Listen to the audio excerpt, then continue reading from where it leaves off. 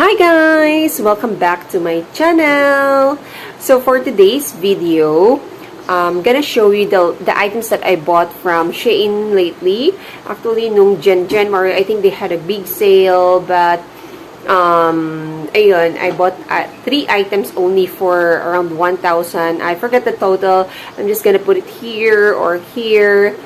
So, 3 items lang siya guys, but I think it's okay. It's worth it naman kasi okay naman sa panahon ngayon, there are no mura na rin, 'di ba? Pero I hope it's worth it. For the first item guys is this. Actually, it's really hard for me to search for my size dito sa atin. This is actually size 11 and talagang kasyang-kasya siya sa akin. Yes, guys, girls, kasi tall girl talaga ako. So, yung size ko malaki din. So, fortunately naman, nagkasya siya, guys. So, yung design niya is parang ganyan lang. I'm gonna show you the picture. Sabi ko, gusto ko kasi ng girly-girly na pointy-pointy. Actually, marami akong gusto, guys. Kaya lang, ang mahal niya. Tapos, mas maganda siya, syempre, abot ng 1,000 and everything, yung amount. Lalagay ko yung mga pictures. Siguro, lalagyan ko na lang siya ng beads para naman may design. Okay? Okay. So, for the next item, of course, I'm already wearing it. This is like, this is the picture. It's like a coat. Tapos, nagulat ako, manipis lang pala siya. Sobrang nipis niya, guys. Parang, ayun. Akala ko talaga is parang coat siya na if you can see from malayo, para siyang coat pero manipis lang talaga siya. So bagay siya dito sa Pinas, 'di ba? Mahaba naman siya and everything. So yun.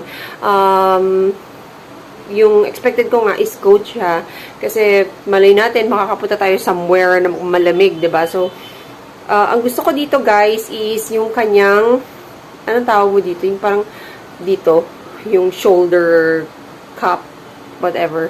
Yun. Dito yung gusto ko. 'Di ba? Nice siya. Ito yung nagustuhan ko talaga. So, pwede siya pang everyday, pwede siyang you going somewhere, mix and match mo na siya and everything. Okay.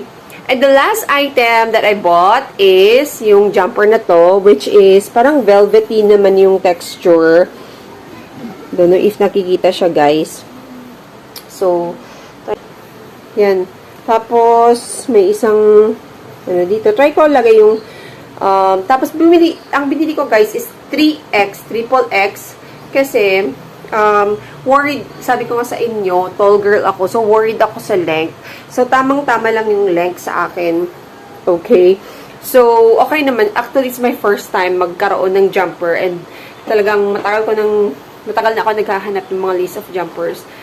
Okay siya for everyday. It's lightweight.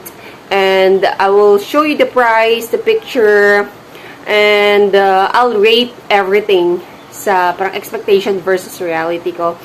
But anyway, yun lang ang mga nabili ko guys. And this is the total. And it's just within my budget range.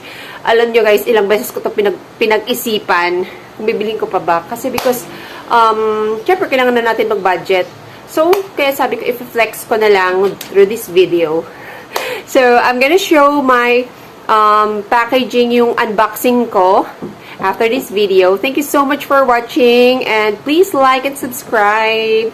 Thank you. Have a great day.